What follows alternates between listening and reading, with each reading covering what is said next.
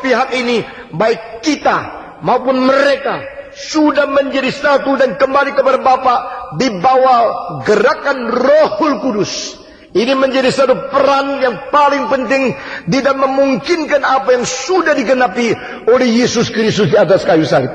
Saudara-saudara, Kristus sudah menggenapkan keselamatan, sudah mengalirkan darah, sudah memberikan pengampunan, sudah memperdamaikan manusia dengan Tuhan Allah, sudah memperdamaikan manusia dengan manusia yang menaruh kebencian satu dengan lain, sudah. Tetapi semua yang sudah digenapkan oleh Yesus Kristus, bagaimana dilaksanakan ke dalam setiap diri manusia yang memerlunya, kecuali ada sesuatu oknum yang berkuasa melintasi perbatasan daripada zaman, perbatasan daripada bangsa, perbatasan daripada segala selang-selang yang berada di lapisan masyarakat, yang boleh mempersatukan dengan kekuatan yang luar biasa besarnya. Siapakah dia?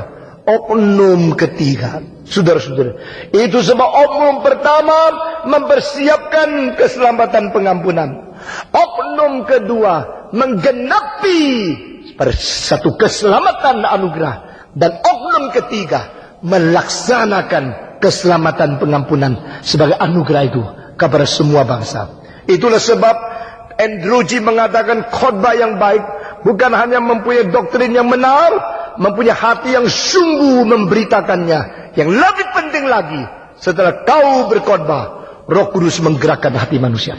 Saudara-saudara, jikalau tidak mencapai kepada titik yang terakhir itu, khotbah itu hanya khayal-khayal di dalam intelek seseorang, hanya mempertumbuhkan pengertian seseorang, tapi tidak memajukan rohani orang itu di dalam hubungan dengan Tuhan Allah dan hubungan dengan manusia. Saudara-saudara, di sini Paulus berkata, kita semua melalui satu roh, kita digerakkan melalui satu roh, kita datang kepada Bapa. Nah, saudara-saudara, setiap kali Injil diberitakan dengan setia dan sungguh-sungguh, Kristus betul-betul ditinggikan, tidak mungkin Roh Kudus tidak bekerja di dalam pendengar supaya mereka mengerti dan tertarik oleh firman ini. Saudara-saudara, dan inilah menjadi satu hal yang kita tuntut seumur hidup, supaya kebaktian-kebaktian bermutu, khotbah-khotbah itu berfungsi, dan firman Tuhan itu hidup dan mengerjakan sesuatu karena Roh Kudus bekerja melalui firman yang diberitakan. Nah, saudara-saudara, pada waktu Roh Kudus mengerjakan sesuatu, dia akan melunakkan hati manusia yang keras yang sudah membatu itu. Tuhan mengatakan, aku akan mengambil batumu, hatimu yang seperti batu itu, aku singkirkan, dan aku memberikan kepada engkau batu, hati, daging yang lembut itu. Saudara-saudara, ini menjadi satu janji di dalam Yeremia yang disebut sebagai perjanjian baru. Di dalam perjanjian lama, melalui Taurat menghakimi dan menyatakan dosa manusia. Di dalam perjanjian baru, melalui Injil mengampuni dan memberikan pertolongan kepada orang berdosa. Jikalau seluruh perjanjian lama adalah penghakiman atas orang berdosa, baik melalui Taurat lalu melalui Nabi, maka perjanjian baru adalah penyelesaian dan pengampunan dosa, bukan melalui Taurat, tapi melalui Injil. Kristus sendiri dilahirkan di bawah Taurat. Kristus sendiri menjalankan semua tuntutan syariat Taurat. Kristus sendiri menggenapi Taurat. Dan dia berkata di Matius pasal 5 ayat 7 dan 18. Dia mengatakan, aku datang bukan mentiadakan Taurat, tapi aku datang untuk menggenapinya. Saudara-saudara, setelah Kristus menggenapi Taurat, lalu dia sendiri berada di paku di atas kayu salib, lalu Roh Kudus turun setelah Kristus mati dan bangkit untuk melaksanakan apa yang sudah digenapi oleh Kristus di dalam hati manusia. Pada waktu manusia mendengarkan firman Tuhan, saudara-saudara, Kristus dan kematiannya melunakkan hati kita yang keras membatu. Saudara-saudara, kita adalah manusia-manusia yang terhadap Tuhan terlalu keras, tapi terhadap setan terlalu lembut. Orang kalau ke gereja dengar khotbah kurang enak, dia tidak mau datang, sebab akal saya lebih kuat dari firman Tuhan. Orang semacam ini kira diri hebat sekali. Saya pakai akal, saya pakai rasio, saya orang pintar, saya bukan orang sembarangan. Tapi waktu pergi ke pelacur pakai akal, itu omong kosong. Jangan engkau dijebak oleh orang merasa diri pintar, tidak suka dengar firman. Karena apa? Karena orang intelektual. Semua orang yang logikanya kuat, inteleknya kuat, waktu berjudi, waktu pelacur, waktu pergi berbuat dosa, sama sekali tidak pakai logika. Itu hanya pura-pura keras terhadap Allah. Tapi waktu terhadap setan, mereka begitu kompromi, begitu lembut, begitu menjual diri, tidak ada tulang sama sekali.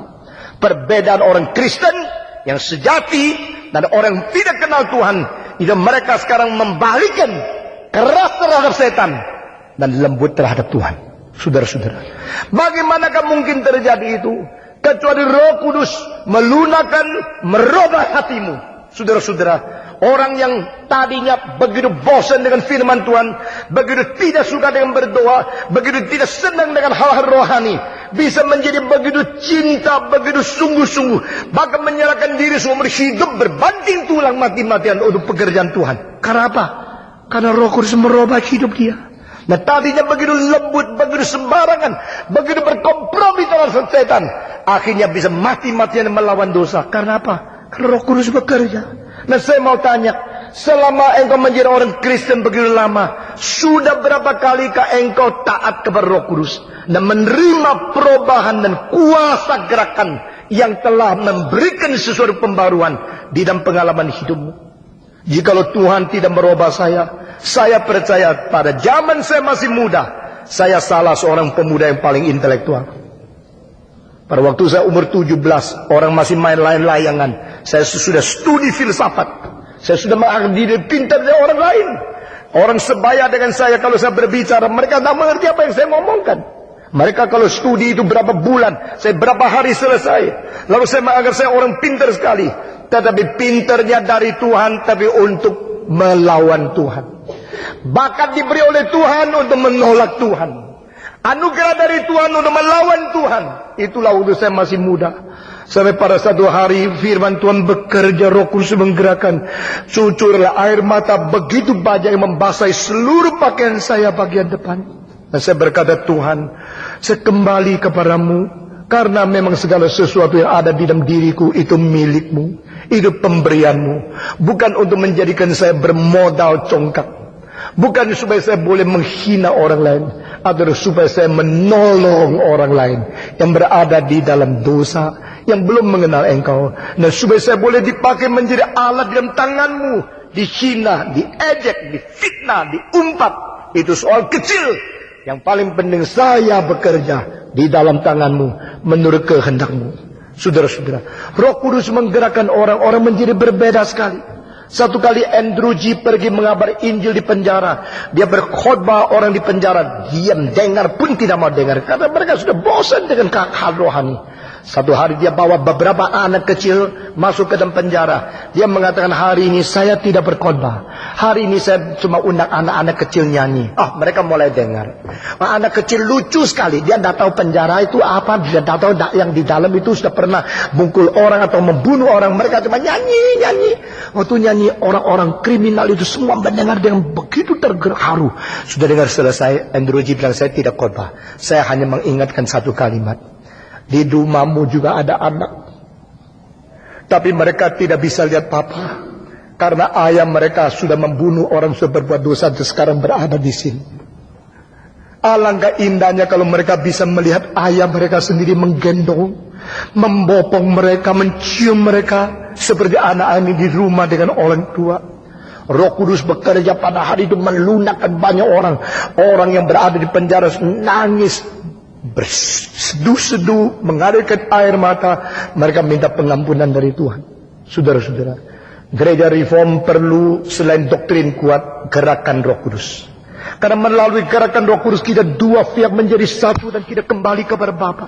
Ini ayat tadi pagi sangat menyentuh hati saya. Saudara-saudara, gerakan Roh Kudus, gerakan Roh Kudus, the move of the Holy Spirit. Holy Spirit move, the world will be changed. This will be a new world. Your life will be a new life if the Holy Spirit is at work in the depth of your heart. Saudara-saudara, di dalam jiwa kita, hati kita sedalam-dalamnya, kalau Roh Kudus bekerja, tidak berubah.